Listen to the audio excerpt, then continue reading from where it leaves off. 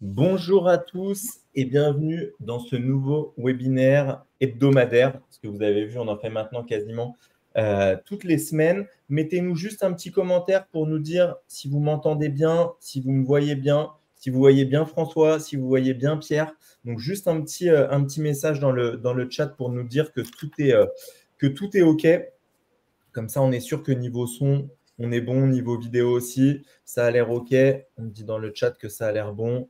Donc, c'est parfait. On attend une petite minute avant de commencer, que tout le monde arrive. En attendant, je vous rappelle rapidement pour ceux qui sont là, les règles. Le principe, vous pouvez juste voir et entendre. Vous ne pouvez bien sûr pas participer à l'oral, mais vous avez le chat pour justement pouvoir poser toutes vos questions. Le but, c'est que ça soit vraiment le plus interactif possible. Donc, n'hésitez pas à poser toutes vos questions. On a la chance d'avoir en plus François aujourd'hui à notre disposition pour ce webinaire. Donc, vraiment, encore une fois, n'hésitez pas. Ce webinaire, il est destiné à vous. Le thème aujourd'hui, c'était la première OP de marchand. C'est la plus importante, on va dire, puisque c'est comme ça qu'on se lance. Donc, il ne faut pas se tromper. Donc, on va avoir la chance d'avoir tous les conseils de François par rapport à cette première opération. Je vous rappelle rapidement, donc moi, c'est Yannick, il y a Pierre, on est les fondateurs de Mabrikimo. Mabrikimo, c'est un logiciel de gestion pour les marchands de biens. On existe depuis à peu près 1 an et demi. Aujourd'hui, c'est plus de 3000 marchands qui utilisent le logiciel. Et donc, on essaye de faire toutes les semaines maintenant, là jusqu'à la fin d'année, des webinaires sur différents sujets. Donc aujourd'hui, c'est la première opération de marchand, mais vous verrez, il y en a plein d'autres. La semaine prochaine, on en a un avec Moteur Imo. Et de toute façon, on va communiquer sur le programme. Avant tout, on va laisser François se présenter, même si je pense que beaucoup d'entre vous le connaissent. François, je te laisse la parole et je te laisse nous parler un petit peu de toi. Merci déjà de votre invitation à tous les deux. Oui, pour résumer, moi je suis marchand de biens depuis un peu plus de 18 ans. Avant, j'avais des agences immobilières, donc j'étais de l'autre côté de la barrière. Et bien avant, j'étais chef de service sécurité dans les immeubles de grande hauteur à La Défense, qui me permettent justement de maîtriser les règles de sécurité de la division. Donc moi, effectivement, je suis plutôt généraliste. Je fais un petit peu de tout. Voilà, je joins un utile agréable. Donc je fais surtout de la division de bâti et de la division de terrain. Et puis, secteur géographique, je vais un petit peu où on m'appelle, surtout en Île-de-France. Après, je peux aller en Normandie, dans le Nord. Voilà, j'ai déjà acheté sur 18 départements. Mais si je vais loin, c'est surtout pour joindre aussi l'utile agréable. Ouais, justement, c'est ce que j'allais te demander comme première question. Toi, François, tu fais tout type d'opération. Tu n'es pas monoproduit. Tu vas vraiment, tu fais tout type d'opération. Donc, tu as une expertise qui est quand même assez large.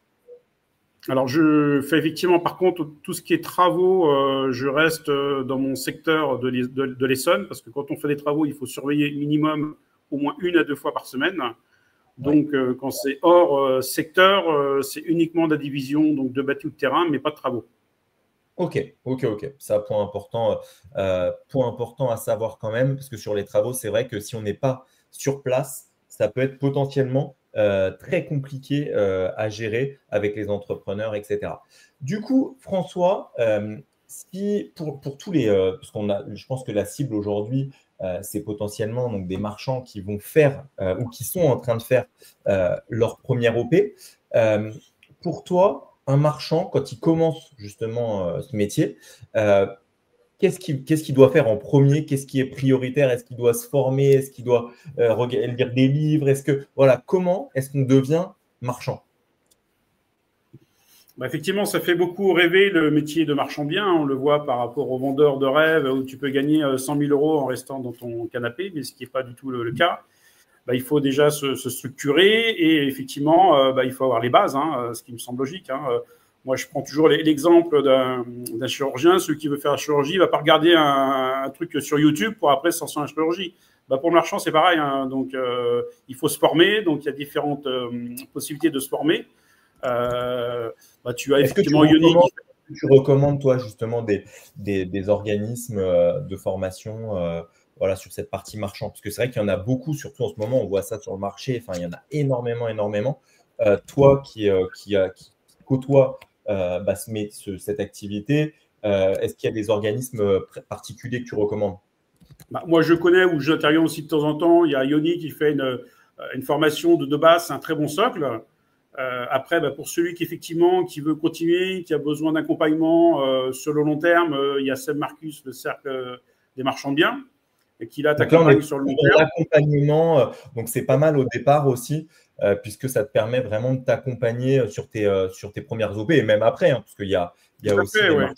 Voilà, donc, après, je sais que tu as Green Bull, je ne connais pas, mais je connais un qui était l'ancien huissier, je ne me souviens plus de son nom, qui est très bien, qui a un très bon niveau juridique, qui est chez Green Bull en tant que formateur. Nicolas Thomas. Oui, Thomas, c'est ça. Et puis après, tu as des bouquins. Tu as Yoni qui a fait un bouquin qui est très bien. Il y a Salva Martin qui a fait un premier bouquin et qui a fait un deuxième bouquin qui est vraiment une Bible. Et franchement, si tu lis toute la Bible, là, tu as vraiment, je pense, tous les atouts pour te lancer marchand. Et en plus, comme tu as un doute, tu vas regarder dans la Bible. Tu as une belle table des matières, c'est pas mal. Moi, j'ai mis un article sur la division de corps de ferme, différents types de bâtis, pour un petit peu expliquer le corps de ferme, et puis un petit article sur la sécurité incendie, quand tu fais de la division. Donc, avec tout ça, si tu suis, effectivement, tu peux te lancer marchand. Maintenant, se lancer marchand bien, sans formation, sans rien connaître, pour moi, c'est juste suicidaire, c'est tout. Ouais, parce que ça, c'est un point important quand même. Il faut bien se rendre compte que les enjeux sur des opérations de marchand de biens, ils sont quand même importants, à la fois en termes de responsabilité, en termes financiers. Il y a des impacts qui sont très forts. Et cette première opération, en fait, il ne faut pas la louper. Parce que déjà, dès le départ, si sur la première, tu te loupes, tu risques de perdre gros. Et pour la suite, ça peut être potentiellement compliqué, quoi.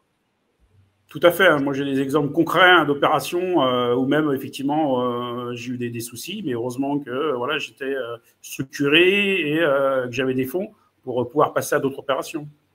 Ouais, non, ça c'est clair. Nous, on le voit aussi sur la plateforme avec tous nos utilisateurs. On a certains utilisateurs qui, de temps en temps, se retrouvent dans des situations délicates parce qu'ils n'avaient pas anticipé certaines choses, parce qu'ils sont aussi pas bien accompagnés. Donc, ça me permet de rebondir là-dessus. François, un marchand, est-ce qu'il y a des partenaires stratégiques, justement, qui vont devoir l'accompagner sur cette première opération? Est-ce qu'il faut, quels sont les partenaires vraiment clés pour le marchand et encore plus lors de la première OP? Celui qui veut débuter, ce qui est plus judicieux, c'est qu'il se fasse accompagner d'un marchand de biens qui a plus d'expérience, qui pourra d'une part lui donner les bons contacts, puisque pour faire une bonne opération, il faut un bon géomètre. Mais si tu ne connais pas, tu ne sais pas avec qui tu vas t'adresser, un bon notaire qui connaît ce métier marchand de biens, un bon diagnostiqueur, c'est intéressant ce que tu dis. C'est plus que chercher des petits partenaires par-ci, par-là. C'est peut-être s'appuyer sur un marchand qui est déjà en fait expérimenté, qui lui a déjà éprouvé entre guillemets ses partenaires, donc qui va pouvoir tout de suite t'orienter vers les bons partenaires.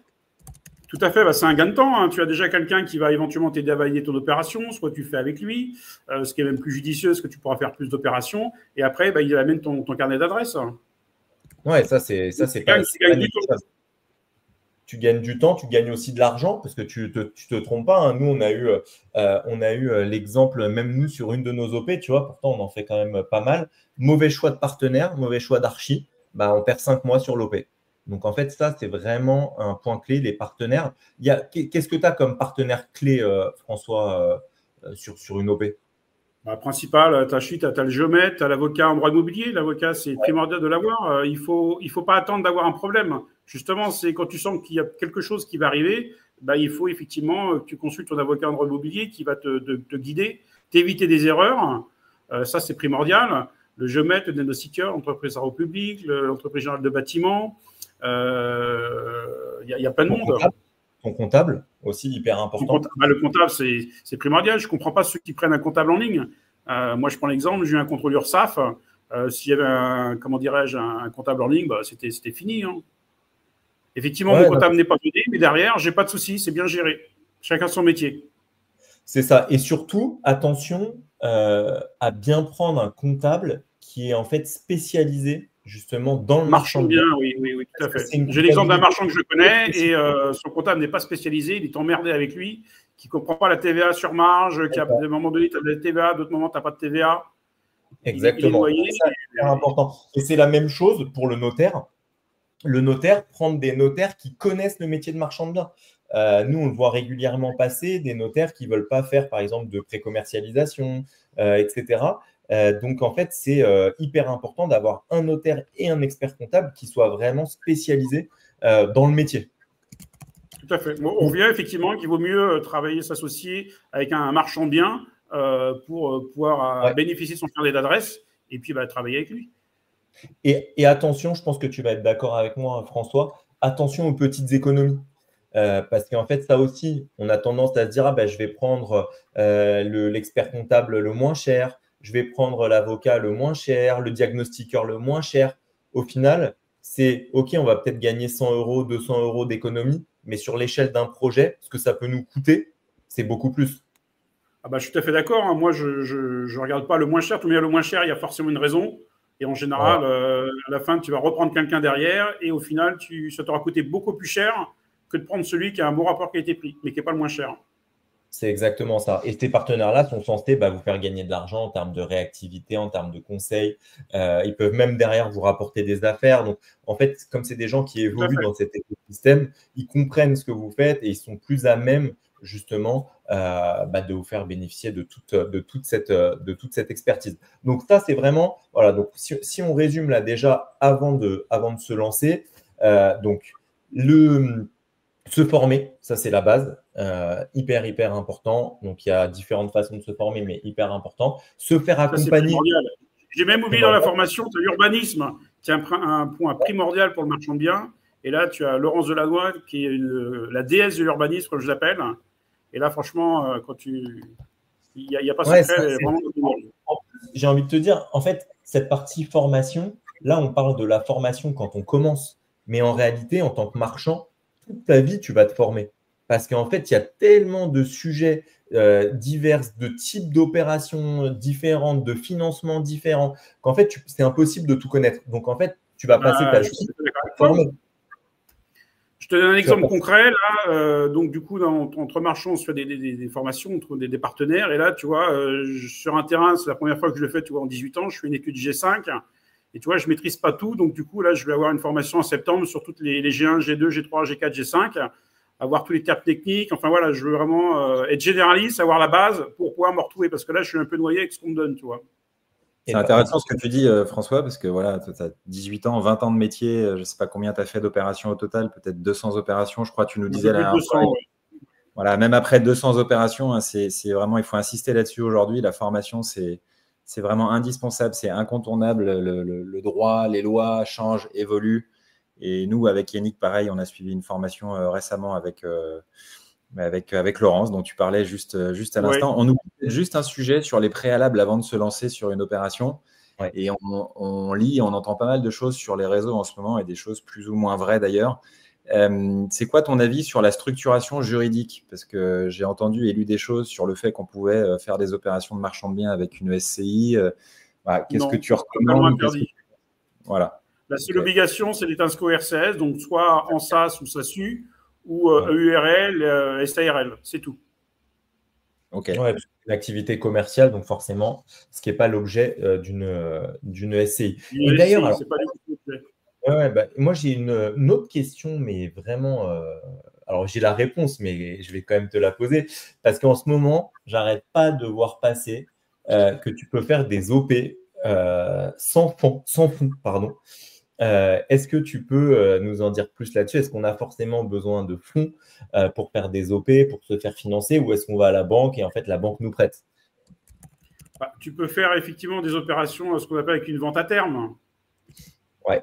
C'est le crédit vendeur.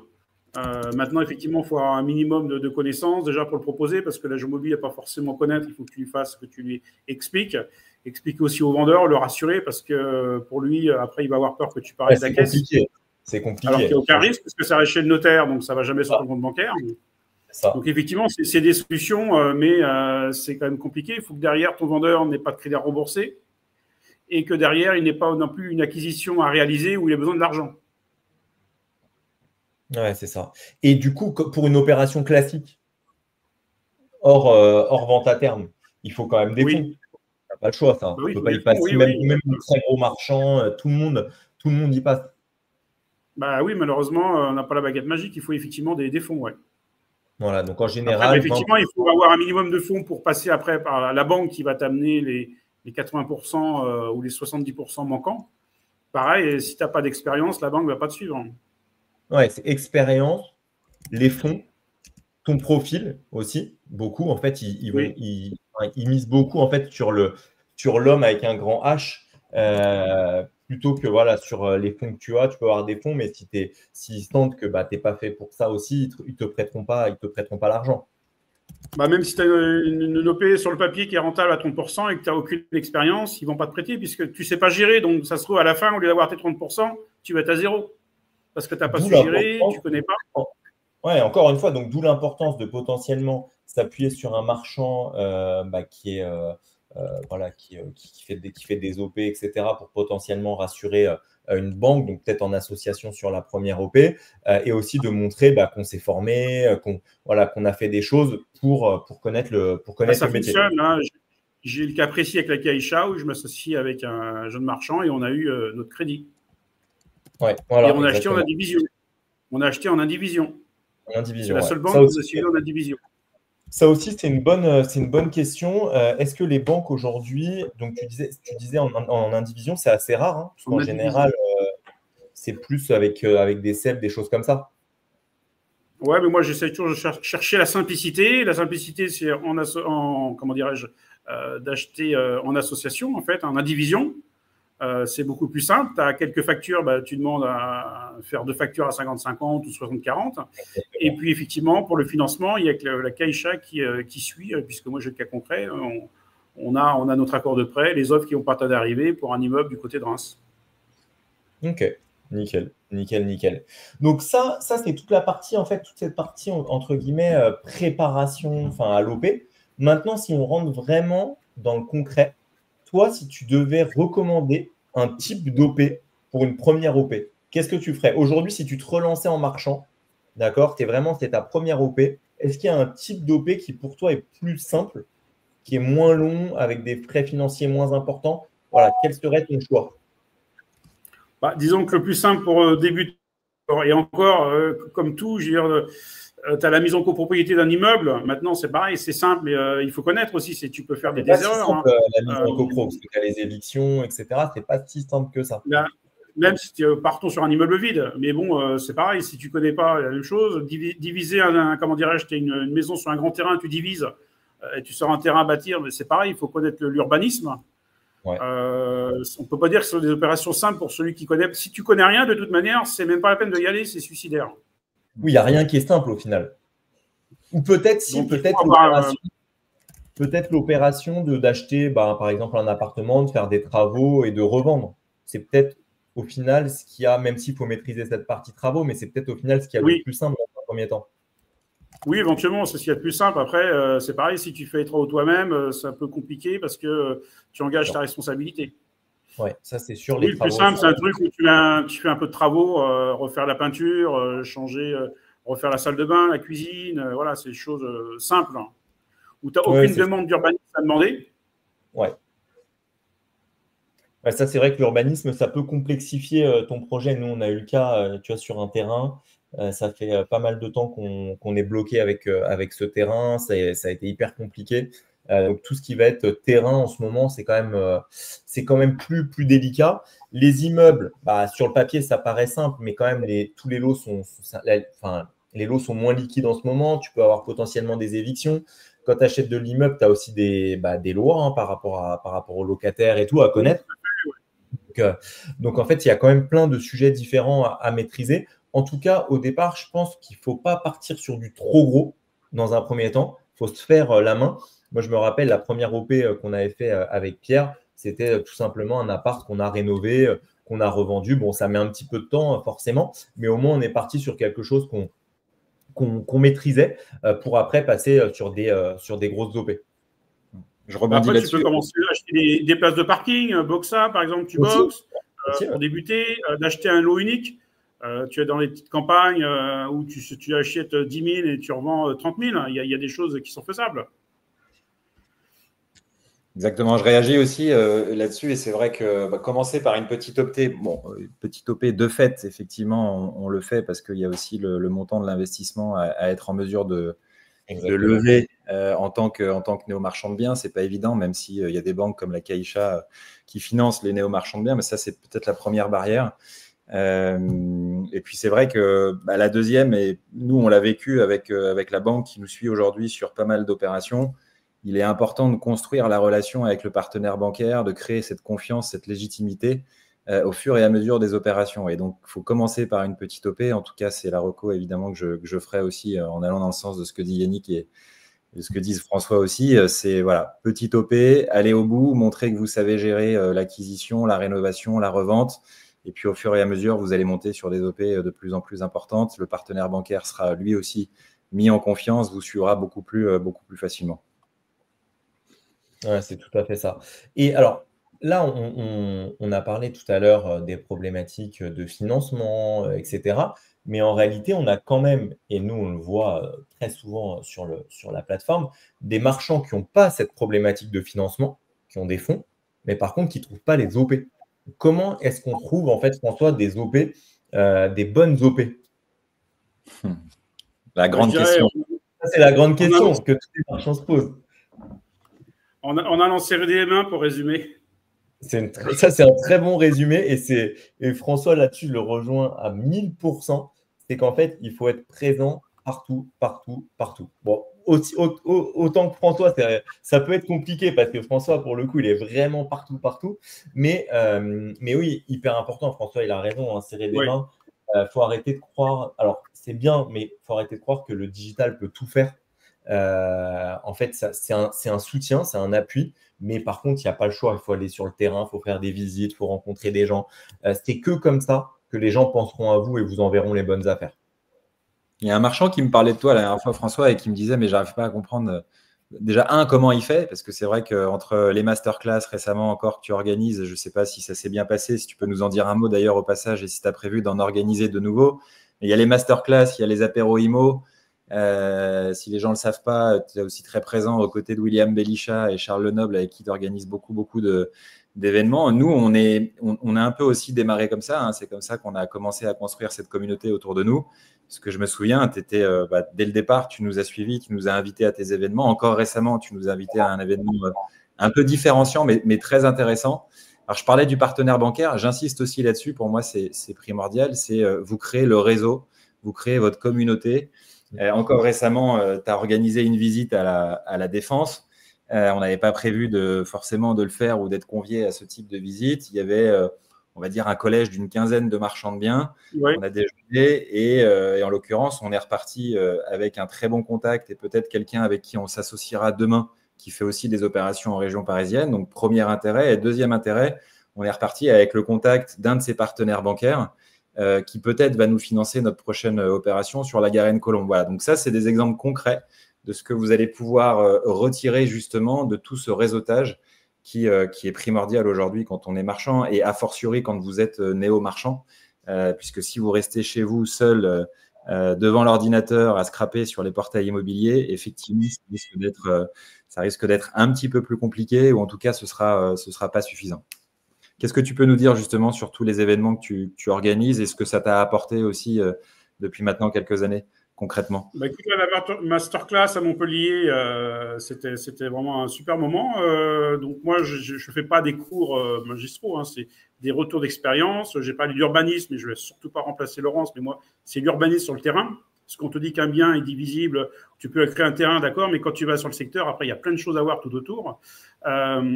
J'ai fait aussi un module sur les risques du métier de marchand de biens, pour qu'on se rende compte qu'effectivement, ce n'est pas un métier de tout repos.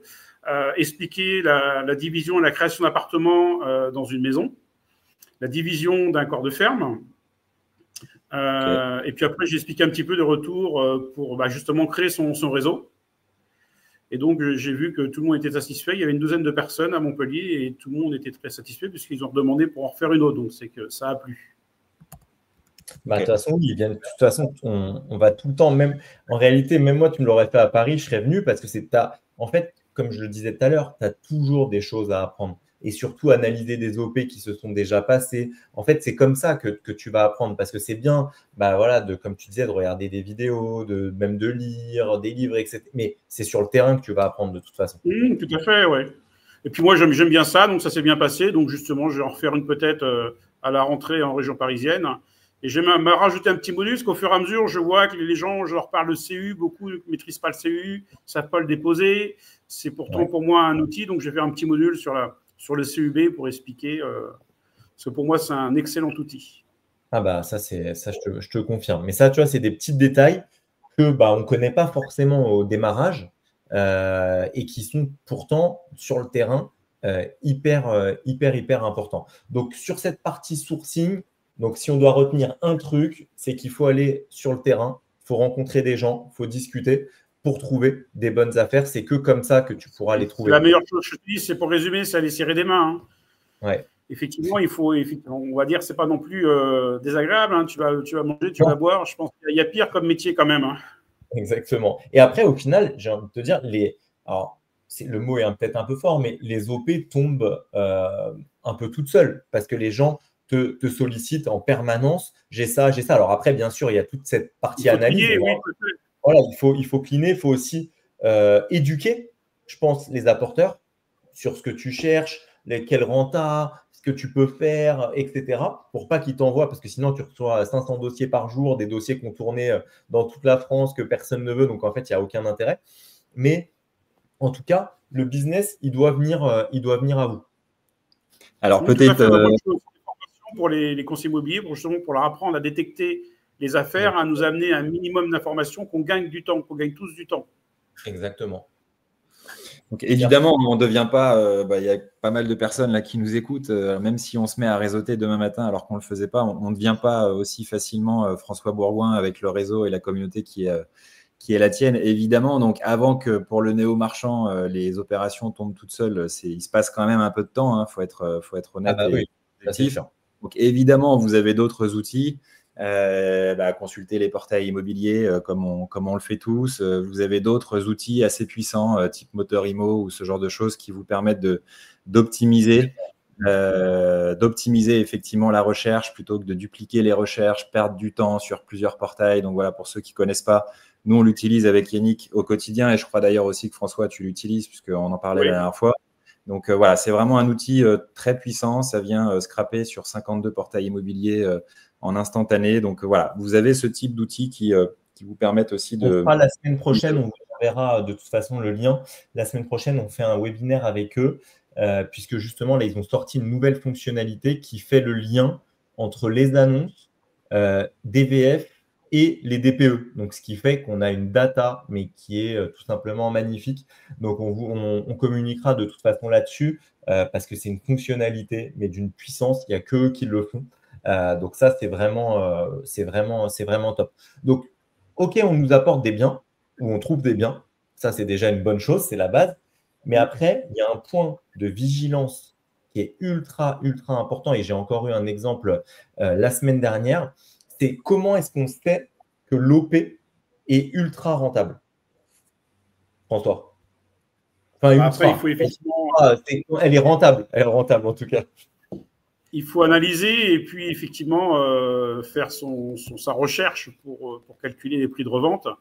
Ouais. Avoir l'info de l'agent immobilier, mais bien évidemment, on ne fait pas confiance à l'agent immobilier, donc on vérifie de son côté aussi, avec les différents outils qui existent pour pouvoir effectivement trouver le prix de revente. Maintenant, entre le prix de revente et la réalité, il y a toujours effectivement une marge, donc il faut toujours se mettre une marge de sécurité. Se mettre une marge de sécurité et en fait faire très attention. Vous voyez, je vous disais, j'ai eu le cas encore la semaine dernière d'un marchand qui me dit bah voilà, moi je vais aller sur une OP, un flip sur des parkings. Mais par contre, que nous, donc, pour rappeler à tout le monde, à ceux qui ne connaissent pas forcément, donc en fait sur Maverick Immo, on a un simulateur donc de rentabilité qui commence à être vraiment très puissant en termes de calcul de TVA, en termes de calcul de frais de financement. En fait, on peut vraiment faire des scénarios très poussés. Et il me dit, je ne comprends pas, moi j'ai un petit tableur Excel que j'ai récupéré sur Internet.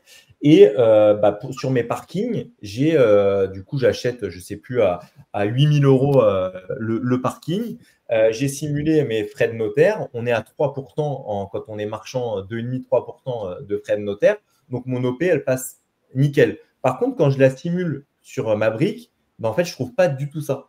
Pourquoi ? Parce qu'en fait, tout simplement, les frais de notaire, que ça soit sur un parking ou sur un bien qui vaut 2 millions d'euros, ce n'est pas 2,5%. Et ça, il y a plein de gens qui ne le comprennent pas. En fait, il y a un niveau, le notaire, en fait, lui, quand il fait un acte, qu'il fasse un acte pour un parking ou pour une maison, c'est exactement la même chose. Donc, il y a son travail. Il y a les frais d'enregistrement qui vont être aussi les mêmes sur un parking que sur une maison. Donc, en fait, il y a des frais incompressibles. Et donc, en fait, nous, sur Maverick, on a un simulateur des frais d'acquisition qui est vraiment très précis, qui se base sur la chambre des notaires. Et donc, en fait, sur un parking à 8 000 euros, il tombait sur des frais d'acquisition qui étaient à 2 000 ou 2 500 euros. Donc, en fait, son flip ne passait plus.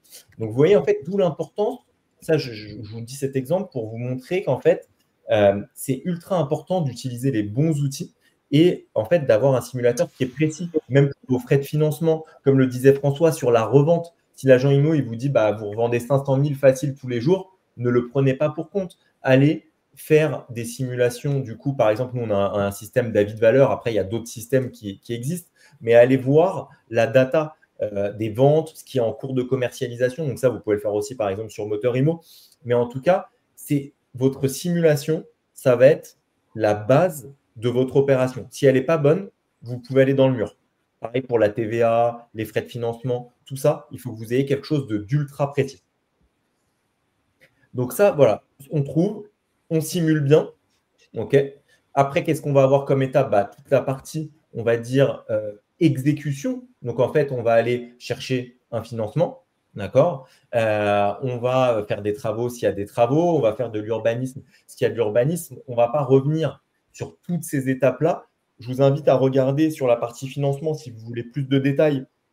On a fait, il y a une dizaine de jours, un gros webinaire avec la Keisha. Donc, pour ceux qui font leur première OP, la Keisha, c'est une super banque qui vous permet justement d'être financé parce qu'il y a beaucoup de banques qui ne financent pas les néo-marchands. La Keisha, en l'occurrence, finance. Après, il faut avoir un dossier de financement qui est assez solide.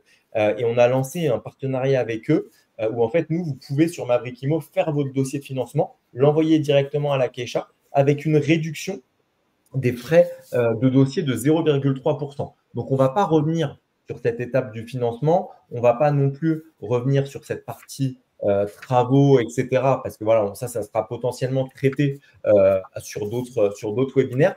On va juste finir par une dernière partie qui est la partie commercialisation. François, comment toi tu gères cette partie commercialisation? En général, je redonne toujours un exclu aux personnes qui m'ont trouvé le bien immobilier. Ouais. Et il arrive de temps en temps, quand je vois qu'ils ne sont pas très pros, de leur retirer l'exclu. Mais ça arrive à ces 2%. Ouais, c'est assez rare quand même. En général, quand déjà ils t'ont proposé l'affaire, c'est que déjà, ils sont quand même bons en général. Voilà, ils ont déjà un certain niveau. Voilà, ils ont déjà un certain niveau, donc tu leur rends. Souvent, c'est des gens qui sont quand même impliqués, mais on n'est jamais à l'abri d'avoir quelqu'un qui est un peu mou ou quoi et qui traîne un peu, sachant que nous, on a quand même la contrainte qu'il faut que ça se revende vite par rapport au portage. Donc ça aussi, c'est important d'avoir encore une fois les bons partenaires. Nous, ce qu'on fait, c'est qu'on redonne, quand on nous apporte une affaire, on la redonne systématiquement. Par contre, quand c'est des affaires qu'on trouve nous-mêmes, en fait, nous, on recommercialise nous-mêmes. Alors, quand c'est dans notre secteur, bien sûr, si ce n'est pas dans notre secteur, on va le donner à une agence locale. Mais quand c'est dans notre secteur, nous, on fait beaucoup de paris intramuros. On recommercialise nous-mêmes. Pour ceux qui ne le savent pas, en fait, on a sur Maverick un outil de multidiffusion où en fait, on peut diffuser sur tous les portails et on gère soi-même les visites, etc. Donc, quand on trouve une affaire soi-même, ça peut être aussi une bonne alternative. Donc là, on a vu globalement toutes les étapes clés, d'accord? Acquisition, revente, c'est ce qui nous permet de dégager justement cette marge, pardon. Toi, du coup, François, si tu avais pour clôturer, parce qu'il nous reste 5 minutes, après on va laisser un petit peu de temps pour les questions-réponses. Si tu devais résumer en quelques phrases et redonner vraiment l'info clé pour justement la première opération, là, qu'est-ce que tu nous dirais? Comme je dis, pour être marchand bien, en fait, c'est pas improviser, c'est s'engager avec méthode et puis s'entourer intelligemment, se structurer pour bâtir des projets qui soient durables et cohérents et maîtrisés. C'est une très bonne.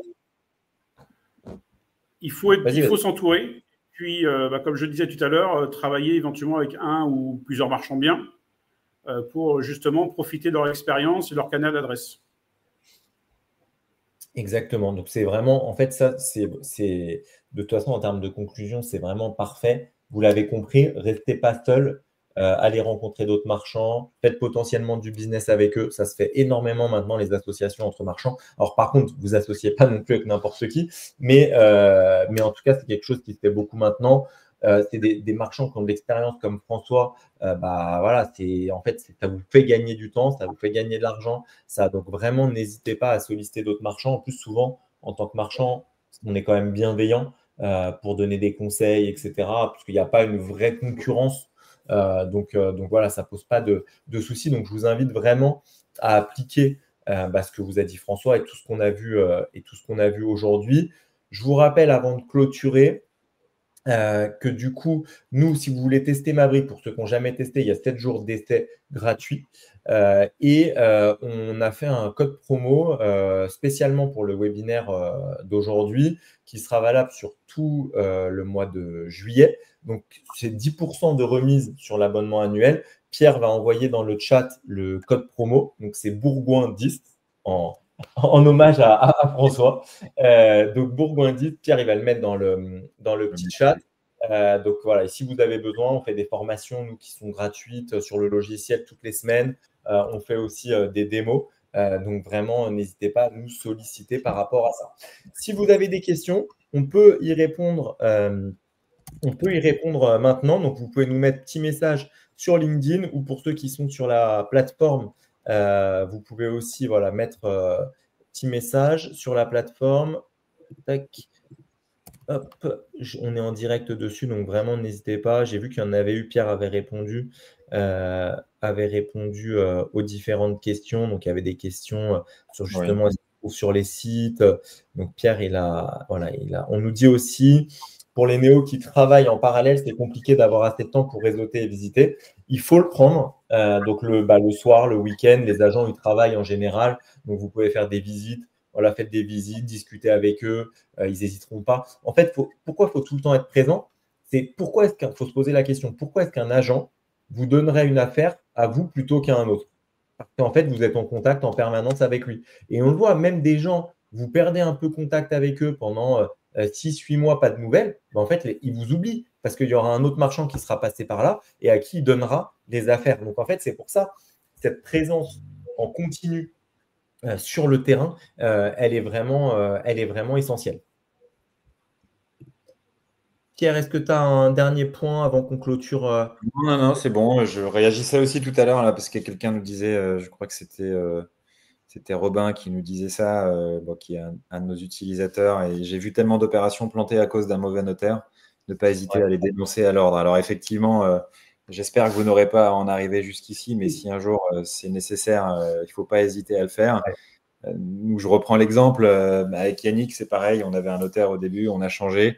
Surtout, moi, j'insisterai sur le fait de trouver un notaire. C'est pas évident, je sais, mais trouver un notaire qui est deal maker, ça, c'est la première chose. Et on en a trop vu avec Yannick qui défendait plus les intérêts du vendeur que nos intérêts à nous en tant qu'acquéreurs et clients. Donc ça, c'est quand même une problématique. Et malheureusement, ça arrive très souvent. Et puis le deuxième point primordial pour un notaire, c'est votre premier allié. Il défend vos intérêts, il vérifie, il analyse la data room de l'actif que vous allez acheter pour faire en sorte qu'il n'y ait pas de mauvaise surprise, pas de vice, etc., etc. Donc surtout, trouver, deuxième point, un notaire qui est disponible. Nous, on a eu une chance, on a trouvé une pépite. Charlotte Nardin et son associé qui sont basés à Paris. On a un groupe WhatsApp, on a réussi à créer ce lien aujourd'hui. Et ça, c'est typiquement le genre de choses qui n'a pas de prix quand vous êtes marchand. On peut lui écrire à 22h alors qu'on a une signature demain, elle va nous répondre, elle va être réactive. Donc, ça ne se crée pas du jour au lendemain, ça c'est sûr, mais ce n'est pas impossible. Pour preuve, François, je sais que toi, c'est pareil, tu as une relation assez étroite avec le tien. Oui. Et c'est ultra précieux. Voilà. Ouais, là, tu parles du notaire, mais l'archi, c'est pareil. Le François disait le géomètre. Le géomètre, oui. Si tu attends un mois que ton géomètre il passe, etc., il remet un mois pour t'envoyer les docs derrière, en fait, ton OP, c'est pas possible. Donc, il faut trouver des partenaires qui sont vraiment réactifs et en marchant. On le répète assez, mais le nerf de la guerre, c'est la rapidité d'exécution, la rapidité à revendre vos opérations. Donc, il faut des partenaires qui soient ultra, ultra réactifs. Exactement. Et ne cédez pas à la crainte de ne pas trouver de prestataires. Il y en a énormément. Ouais. Vous trouverez toujours. Autre exemple, récemment, on doit mettre en copropriété un immeuble pour signer des promesses avant fin juillet. On a appelé un premier géomètre qui nous a dit « Moi, je n'ai pas de disponibilité. Vous n'aurez pas les plans et le DD avant 3 semaines, 1 mois. » Tout de suite, il faut savoir rebondir. Ça, c'est aussi un point important. Et donc, on revient toujours à la même chose. Les contacts, ils ne se trouvent pas comme ça. Ils se trouvent par le réseautage, la communauté, les personnes que vous allez pouvoir solliciter rapidement, facilement, à qui vous allez demander un contact de géomètre, etc. etc. Donc, voilà. Nous, on va y arriver petit à petit. On ne peut pas tout mettre en place en même temps sur le logiciel pour ceux qui l'utilisent. Mais déjà, allez voir notre partie partenaire. On a référencé pas mal de partenaires. Donc, n'hésitez pas. Le travail, on le fait en partie pour vous. C'est aussi l'objectif du logiciel. On vous met à disposition des partenaires qui ont été sélectionnés, qui sont pro marchands de biens. Donc, ça va de Happy Rush pour les prêts état datés que vous allez payer 59 au lieu de 300. Ça va par l'expert comptable vraiment spécialisé marchand de biens, etc. etc. Donc, n'hésitez pas à consulter puisque dans les semaines et mois à venir, on va rentrer encore de plus en plus de partenaires. Voilà. En tout cas, n'hésitez pas à lever nos contacts. Donc, si vous avez la moindre question, on est à votre disposition. Exactement. En tout cas, un grand merci à tous d'avoir participé à ce webinaire. Je vous rappelle, la semaine prochaine, Moteur Imo. Un grand merci à toi, François, d'avoir participé. Merci pour l'accueil. C'est cool de t'avoir aujourd'hui, comme d'habitude. Donc, un grand merci à toi. Je vous dis à tous à bientôt, soit sur les webinaires, sur les événements, sur la plateforme. Voilà, on aura l'occasion tous de se recroiser prochainement. Merci à tous. Merci beaucoup. À bientôt. Bon week-end, à bientôt. Bon week-end.